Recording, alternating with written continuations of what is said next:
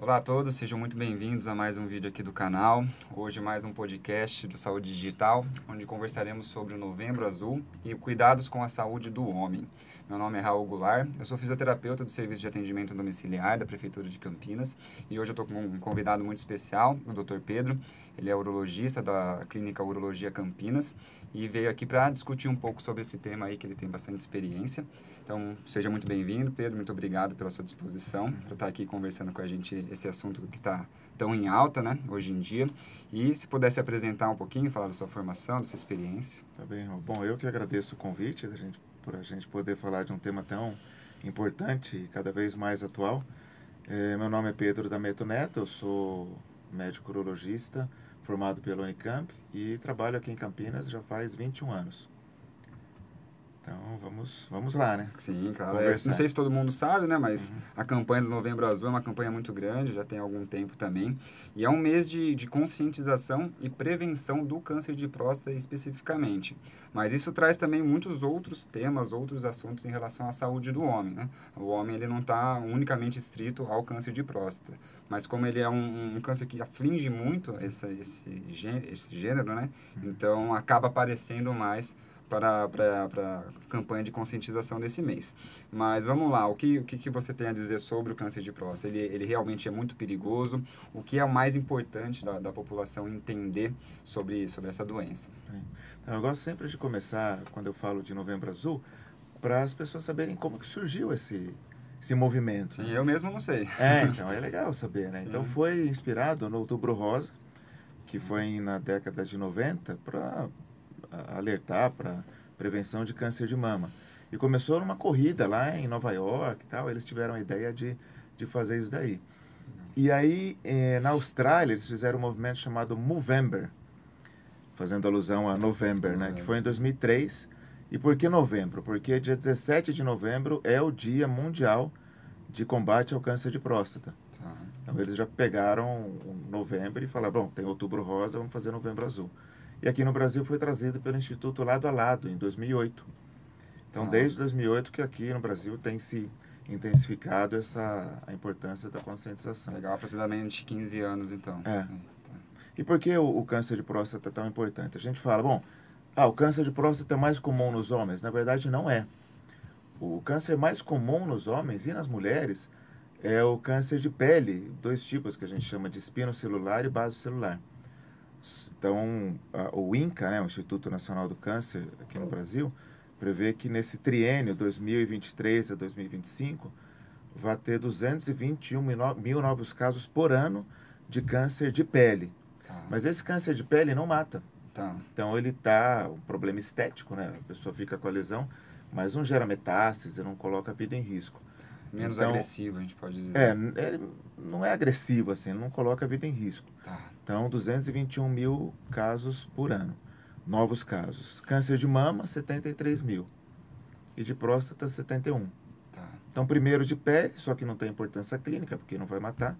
Então, com importância clínica, o segundo mais frequente, de mama, 73 mil e 71 mil de próstata nos homens. Quase a mesma coisa, né? Se for comparar o câncer de mama das mulheres e o câncer de próstata dos homens, a quantidade de pessoas afetadas seriam parecidas. Por isso que tem essa relação bem estabelecida, né? De prevenção ao câncer de mama. E a gravidade é parecida também em relação ao câncer de mama. O câncer de próstata também tem uma mortalidade alta. Um pouco menos que o de mama, ele é menos agressivo. E o câncer de próstata tem uma característica de ser heterogêneo. Então, não é todo câncer que vai ser grave e agressivo. Então, alguns homens têm um câncer que evolui mais lentamente, outros um câncer mais agressivo. Tá. Então, é até importante a gente identificar cada caso, que vai mudar o tratamento, né? Se for mais agressivo, tem que ser um tratamento multimodal, como a gente fala. Então. E, às vezes, quando o tumor é pouco agressivo, a gente faz até acompanhamento. Então, a gente trata... O tratamento é acompanhar. É o acompanhamento. Por quê?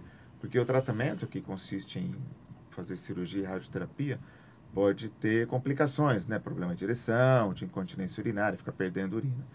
Então, se a gente identifica que aquele tipo de câncer, e tem alguns critérios para isso, não é muito agressivo, dá para acompanhar E se mostrar algum sinal de evolução, aí sim institui o tratamento. Beleza. E quais são os principais sinais que o paciente ele começa a sentir? Isso eu acho que é o mais importante, porque muita gente que assiste, às vezes tem um desses sinais, ficam preocupados além do que deveria, enquanto outros têm e não se preocupam e deveriam buscar um tratamento. Então, qual que é a primeira queixa que o homem chega na sua clínica? Então, essa é a questão, né? Porque a próstata é uma glândula que envolve a uretra, que é o canal por onde a urina sai a partir da bexiga. Então, o que acontece? Se o tumor começa a expandir, ele começa a comprimir a uretra. Então, o que o homem tem?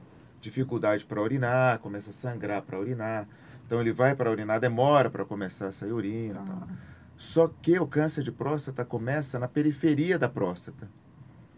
Então, até ele produzir sintomas, então, se for esperar ele ter sintomas, quando isso acontece, assim, 95% dos casos, ele já está avançado. Tá.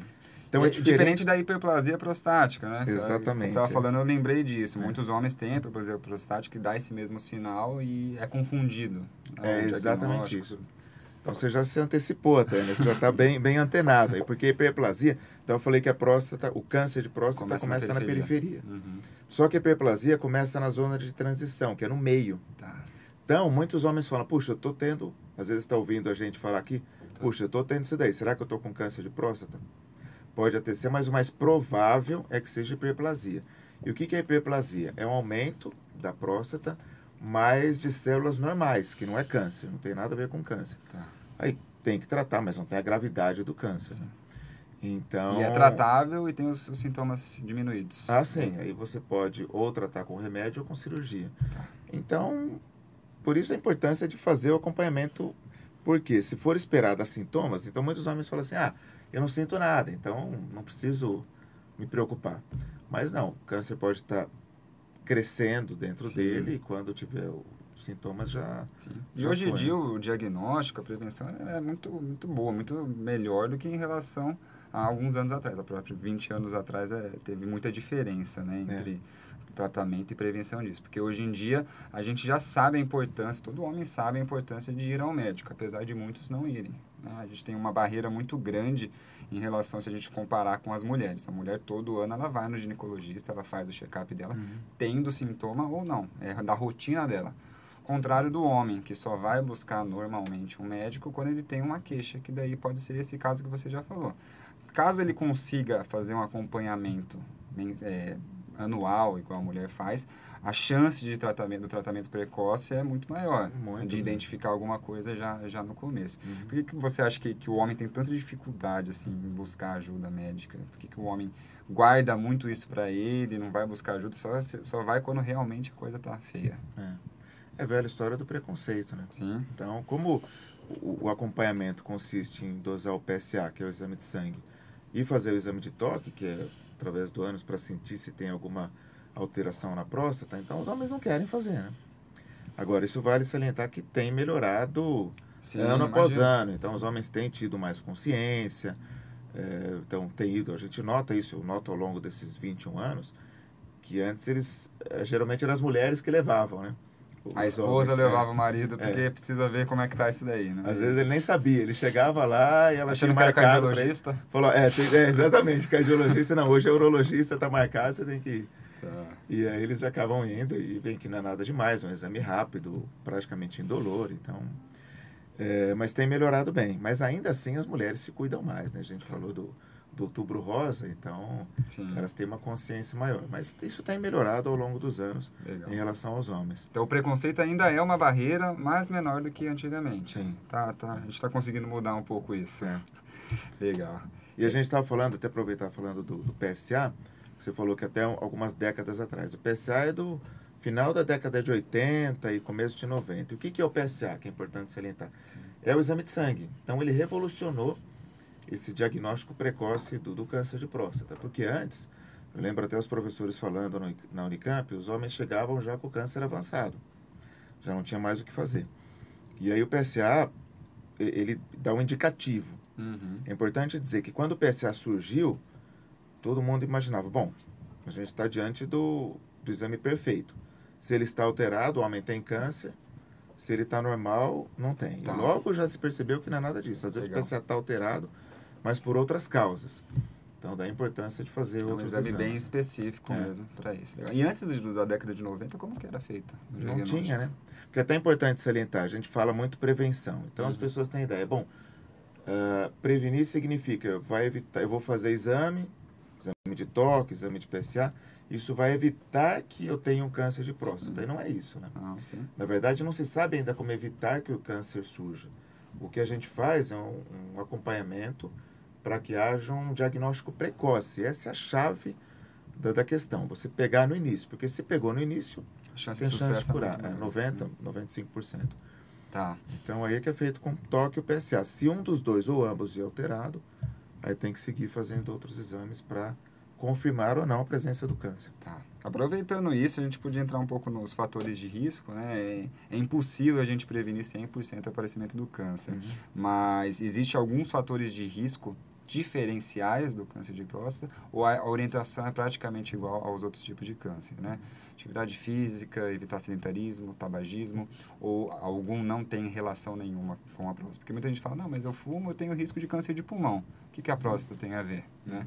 Então, os fatores de risco são parecidos, são mais ou menos iguais? O cigarro não, o tabagismo não é fator de risco para câncer de próstata.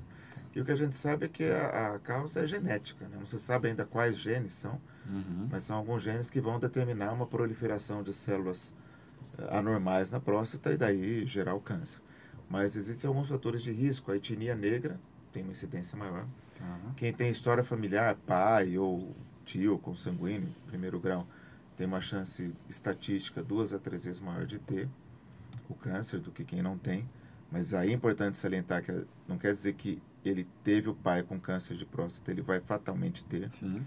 Ele tem um risco aumentado, teoricamente, mas... Então, ele tem que começar a acompanhar mais cedo, mas não quer dizer que ele fatalmente vai ter o câncer. Tá. E alimentação rica em gordura também, sedentarismo, como você mencionou. Tá. E aqui vale um ponto sobre a testosterona. Então, muito se fala, a testosterona. O que é a testosterona? É o hormônio do homem. Tá. Embora as mulheres também produzam, elas produzem uma quantidade muito menor do que nós. Assim como a gente também tem estrógeno, né? O hormônio feminino, mas uma quantidade menor. Então, a testosterona, muitos falam assim, ela vai causar um câncer de próstata se você fizer uma reposição hormonal. Tá, em excesso, talvez. Não é que vai causar. Se o homem tiver a predisposição de ter o câncer, o uso de testosterona vai acelerar esse processo. Tá, pode ser um gatilho. Agora, se ele não tiver, também não é. Então, não é que ela vai causar. Tá. Mas o câncer de próstata, claramente, se acelera na presença de testosterona. Tanto que um tratamento que a gente faz quando já não dá mais para curar, não dá para fazer cirurgia ou radioterapia. O homem chega já com o diagnóstico de um câncer disseminado, metastático. Aí o tratamento consiste em fazer um bloquear a testosterona. Sério? Do homem. Então vai baixar níveis de castração, como a gente fala, para segurar a evolução do câncer. Tá, interessante. Legal. O tratamento precoce para todos os tipos de câncer está vindo aí bastante na mídia, né? Da importância do autocuidado, de procurar ajuda médica para conseguir encontrar o início da doença quanto antes, para poder ter mais sucesso no tratamento. A gente vê na nossa prática clínica, na assistência domiciliar, a gente visita muitos pacientes idosos e a gente observou que normalmente a gente vê mais viúva do que viúvo. Então, acho que desde muito tempo atrás, né, a gente tem a característica de que o homem morre mais cedo. Isso é verídico ou é só aparência mesmo? Porque a gente consegue, normalmente, pacientes acima de 80 anos, a gente tem muito mais mulheres do que homens, porque os homens não chegaram a isso. A causa de morte mais precoce nos homens, ela está relacionada a essa falta de procura do tratamento e tudo mais. Você acredita nisso? Acredito que sim. Tem relação com isso. Os homens se cuidam menos, como a gente já falou. Mas eles se cuidam menos não é só no aspecto de não ir ao médico. É no dia a dia também. Às vezes tem mais vício, está mais exposto ao estresse, a vícios como tabagismo, etilismo. Então, a gente vê que há uma incidência maior. Mas isso tem, infelizmente, aumentado. A gente vê que as mulheres têm fumado mais também, bebido mais, se exposto mais ao estresse também. Mas isso, classicamente, se você pega a expectativa de vida, sempre as mulheres têm alguns anos, uns 2, 3 anos a mais do que a média dos homens. E aí cai sempre naquela velha história, né? De estilo de vida, de procurar ter hábitos saudáveis, alimentação balanceada, atividade física regular. Uhum. Se for beber, um ativismo social, não fumar, né? Não usar drogas ilícitas. Então, tudo isso pode contribuir para um aumento de mortalidade nos homens. E tem que citar as causas externas também. Sim, Então, importante. acidente no trânsito, automobilístico, motociclístico, os homens... Sim. O próprio mais crime, né? homens. Morte por crime, Exatamente, briga de rua e tudo mais. Então, os O homens homem são... é mais agressivo, então dessa forma ele também está mais sujeito a morrer de outras causas, de São causas mais externas. expostos, Exatamente. Eu acho que é algo importante de se falar na saúde do homem e que também está crescendo bastante hoje em dia com essa mudança de mentalidade é a saúde sexual. Sendo que antigamente nenhum homem praticamente buscava ajuda por causa de uma impotência, por causa de uma ejaculação precoce. E hoje já como a mídia está trabalhando bastante isso, parece que os homens estão procurando mais esse tipo de tratamento, porque influencia muito no seu dia a dia, na sua vida, principalmente homens mais jovens, né? Vocês tratam bastante disfunção sexual na clínica? Isso é Você acha que aumentou ultimamente ou não? Eu não diria que aumentou.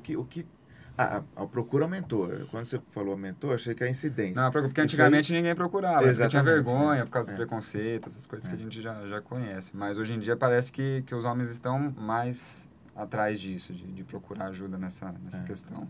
Como tantas situações que envolvem saúde pública, às vezes a gente tem a impressão que está aumentando a incidência de determinada doença ou um problema. Então. Mas não é, que as pessoas têm procurado mais, porque antigamente não falava, tinha muita vergonha. E a população está envelhecendo também e vai acabar desenvolvendo mais doenças do que antigamente. Porque o câncer de próstata, como os outros cânceres, já é um dos principais fatores de risco é a idade, avançada da idade. E com relação ao problema de ereção também, né? Então, a disfunção sexual, que envolve principalmente ejaculação precoce ou rápida, como a gente fala mais hoje em dia, ou disfunção erétil, a impotência, né? Conhecida como uma impotência. E aí realmente é isso, os homens ficam muito receosos de procurar ajuda, de se expor, né? Então é muito comum, a gente até comenta no nosso meio, que a gente até percebe, às vezes o homem vem e fala, eu quero fazer exame de próstata. Beleza, então vamos fazer exame de próstata, você faz todo... Aí quando a consulta está chegando ao final, a gente já está levantando, aí ele fala, e tem mais uma coisa que eu queria falar. E aí a gente já sabe às vezes estava com vergonha, né? Assim. Mas é bom isso, porque ele vai sentindo confiança no médico, né? Ele vai passando o tempo, ele vai conversando durante a consulta. Isso é muito importante, que o médico tenha uma empatia para ele poder se abrir. E daí ele fala, não, realmente, eu estou tendo problema de ereção, ou ejaculação precoce, ou ambos. E aí dá para tratar. Hoje em dia tem muitos tratamentos. Os tratamentos são eficazes. Sim. Conseguem ter uma boa resolutividade. Mas, novamente, Raul, lembrar da questão de estilo de vida. Então, isso é uma estatística. 70% do problema de disfunção erétil, a impotência, é de causa psicogênica.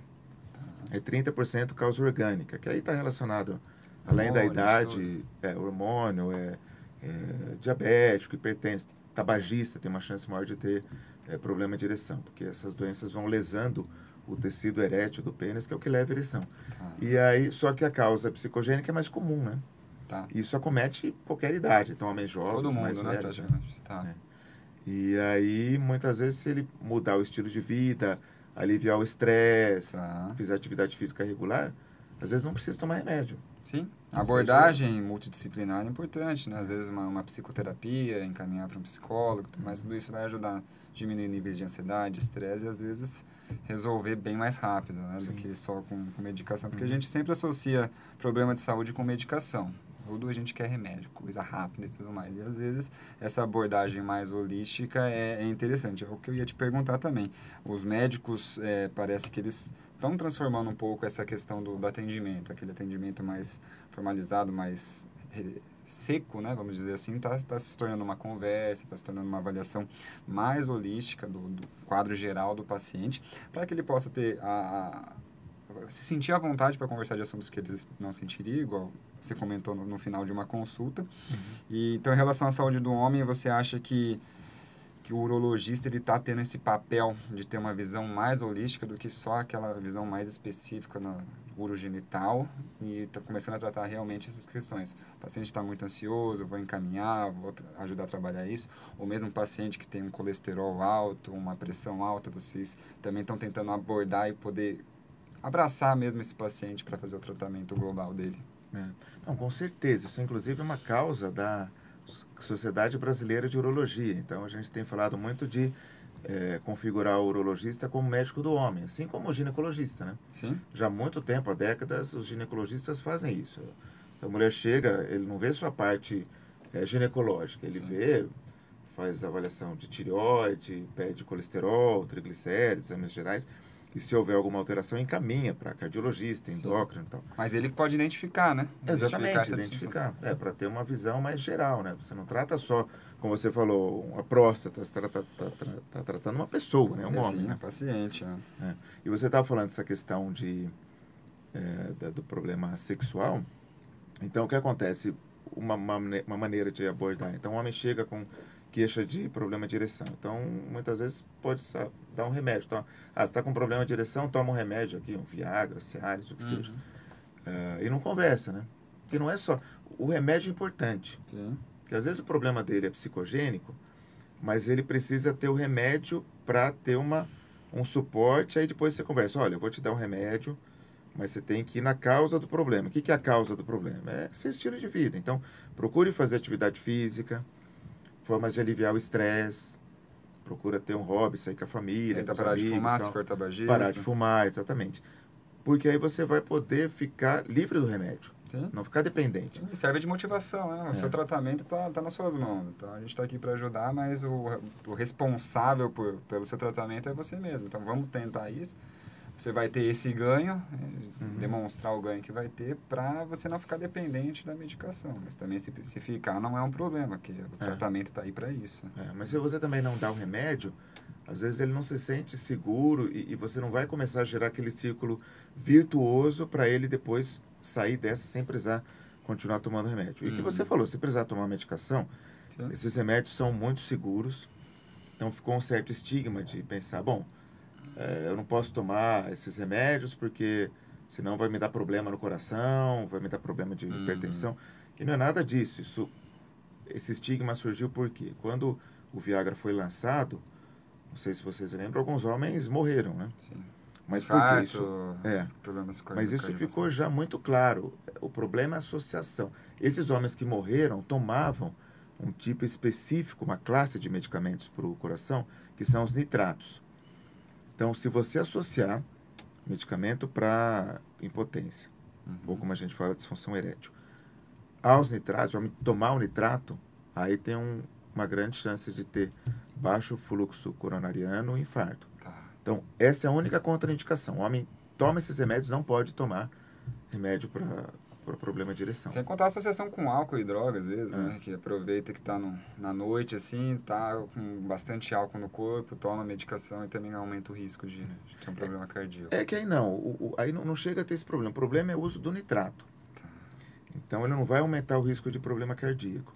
Então, ficou esse estigma. Então, muitos homens falam assim, não vou tomar porque vai me dar problema, eu sou hipertenso, eu não posso tomar. Não tem nada disso, pode tomar com segurança. É claro que tem que ser avaliado por um cardiologista se ele suporta o esforço da relação sexual. Às vezes ele é um cardiopata que não consegue subir 2 degraus de escada, e aí se ele tomar o remédio, ele vai poder voltar a ter relação que antes ele não tinha, é um esforço físico. O risco é outro. E o esforço, mas o risco não é pelo medicamento, mas pelo próprio esforço da relação sexual. Né? Legal.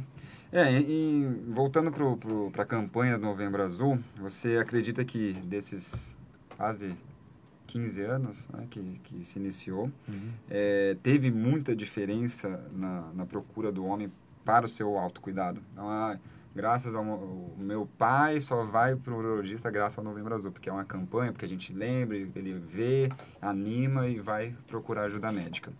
Então, você acredita que desses 15 anos para cá teve muita diferença? De antes da campanha para depois? Foi importante? Com certeza. Isso a gente nota cada vez mais. Porque é interessante que parece que cada vez se divulga mais, né?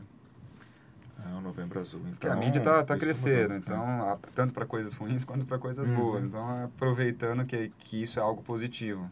Então, né? Sim. Algo que está fazendo bem para a população e para a sociedade. Porque até então tinha mídia bem estabelecida, né? Então, rádio, jornal, TV, mas agora tem as redes sociais. Então, esse conhecimento do Novembro Azul, essa importância do Novembro Azul, tem se disseminado de forma exponencial. Realmente a gente nota que tem mudado. Os homens, e aquilo que eu falei no começo, eles têm tido menos preconceito, a sociedade vai mudando também, o conceito de sociedade mesmo que a gente vive, né? Então as pessoas têm uma tendência a ter um preconceito menor, que é muito importante que tenha acontecido isso, né? Preconceito em todos os níveis, né? Que cada vez se diminua mais mesmo, né? É o que a gente espera. E a gente consiga eliminar todos os preconceitos da sociedade. Isso ajuda muito por causa do acesso à informação. Hoje em dia a gente tem acesso à internet, podcast, notícias, então isso tudo vai ajudando a população a ser mais bem informada. A população mais bem informada, ela é uma população mais saudável, não tem jeito. Há 50 anos atrás, 50 anos atrás não tinha internet, então a gente não tinha como divulgar essas informações para as pessoas, que a gente tem hoje, a facilidade, é muito rápido. E o acesso à informação, então, leva a pessoa a ter isso e falar, pô, por que eu vou continuar com preconceito? Por que eu não levo o meu pai, meu marido, no urologista, porque ele está tendo alguns sinais e sintomas? Eu acho que isso é importante e vai só melhorar. Daqui para frente, a tendência, eu acredito, seja melhorar. As pessoas vão buscar mais a prevenção, porque hoje em dia a gente sabe que a prevenção é mais barata que o tratamento. O sistema público de saúde, sistemas particulares, a gente sabe que tratar é muito mais caro do que prevenir, então vamos tentar prevenir ao máximo, né? E é importante você falar, porque a prevenção é muito mais barata e muito menos dolorosa. Né? Com certeza. Então, eu costumo dizer que o nível de invasão do corpo... Então, o homem fala, poxa, mas eu não vou fazer um exame de toque, vai invadir meu corpo. Isso... Desconfortável. Mas é um exame muito rápido, alguns segundos, e se ele não tiver o diagnóstico do câncer e se disseminar, então o grau de invasão do corpo dele, de exames dolorosos, além de dor, né? Além de todo o mal-estar que gera um câncer disseminado, que tem muitas dores e tal, e ele vai morrer. Quer dizer, ele pode eliminar esse risco. Ele iria morrer por causa de câncer de próstata, ele não vai morrer mais. Porque ele fez acompanhamento, fez o diagnóstico precoce, instituiu o tratamento. Então, não tem sentido não fazer. Né? E aí o que a gente estava conversando no começo é não só preconceito, mas a gente vê que muitos homens falam assim, eu não vou fazer exame, não sei se você já ouviu falar isso, eu não vou fazer exame porque eu não quero descobrir que eu tenho alguma coisa. Já. Isso é bem comum. Mas aí quer dizer, você não sabe, você não você põe debaixo do tapete, aí você não fica sabendo.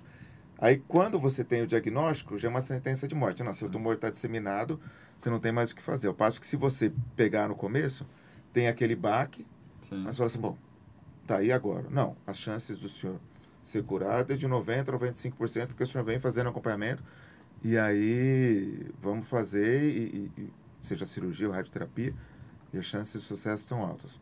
Beleza, aí ele já não vai morrer daquilo. Sim. Isso com certeza é bem menos invasivo e até o psicológico, né? Você fala, é difícil ir no médico, mas o mais difícil vai ser tratar depois se tiver alguma coisa mais grave.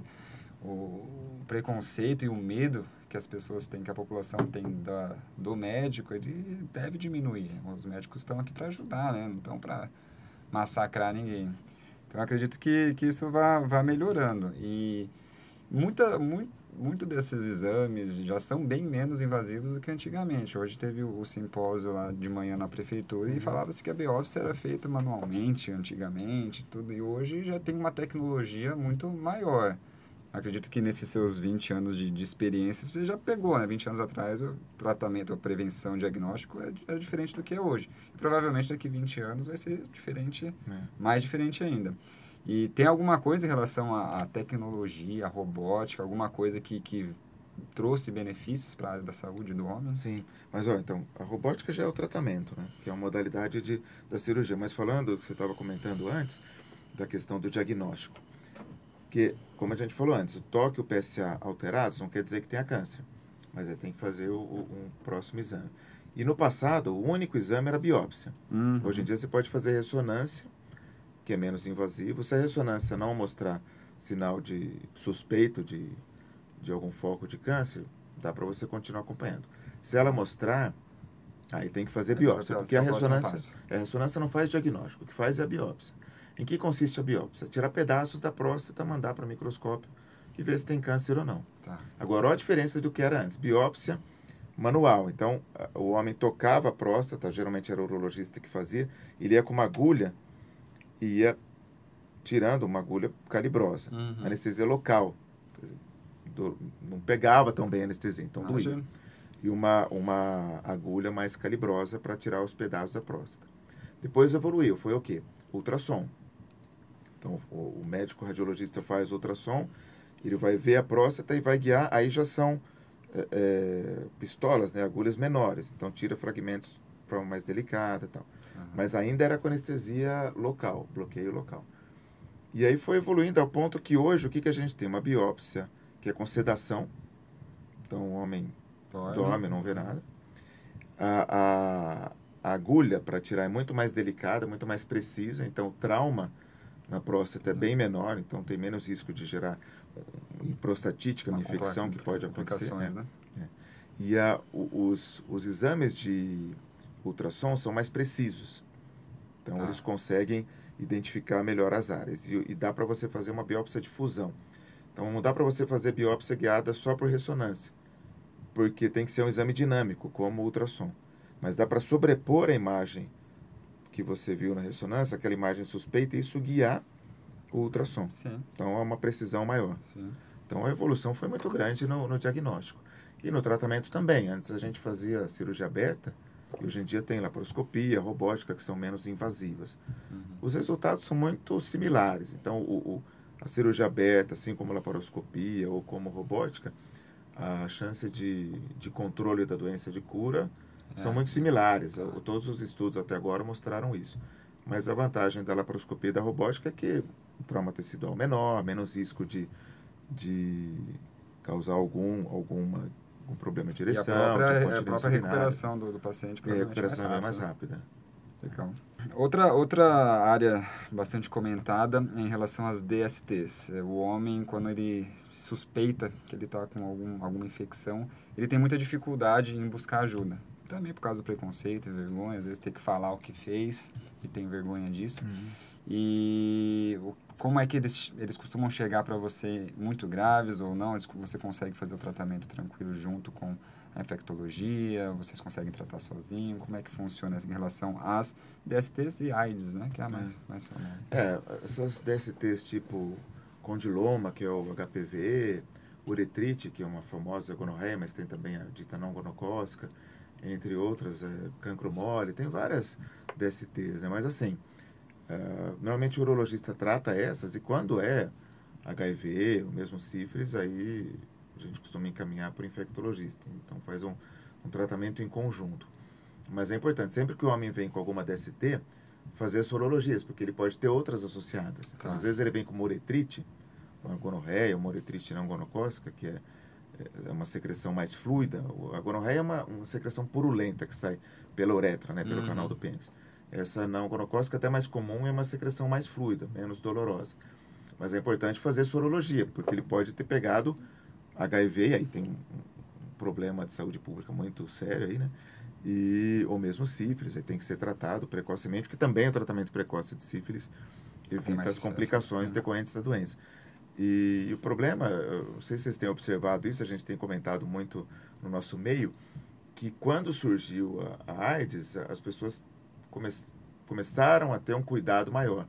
Depois, com a evolução dos antirretrovirais, parece que a AIDS virou uma doença crônica. Então, as pessoas conseguem o controle e, com isso, começou a se relaxar no cuidado. Se eu pegar, tem tratamento. Né? Antigamente, se eu pegar, eu estou morto. Hoje eu tenho tratamento, então, sim. Mas, puxa vida, tem tratamento, você vai ficar tomando remédio antirretroviral, você tem o risco de ter a imunidade diminuída. Então, não tem sentido. Precisa sempre manter o uso de preservativo mesmo, né? Não é, preservativo não é só para evitar a gravidez, no caso de relação heterossexual, mas seja a relação heterossexual ou homossexual, tem que usar sempre preservativo. A não ser que seja um parceiro fixo e que já se conheça, já convive, é diferente, né? Mas, então, é muito importante essa conscientização. Isso aí que a gente vê que vocês têm observado isso também, né? Que as pessoas têm relaxado. É muito importante não relaxar. Né? São casos de saúde pública, é muita gente, é um gasto muito grande também, né, dos cofres públicos em relação ao tratamento de AIDS. E são doenças ruins, né, doenças que causam muitos malefícios, não só na região geniturinária, mas na sociedade, na família, tudo mais, relacionamentos. Sim. E hoje em dia também é bastante falado em relação ao pré-natal do homem. É algo novo também que está sendo discutido.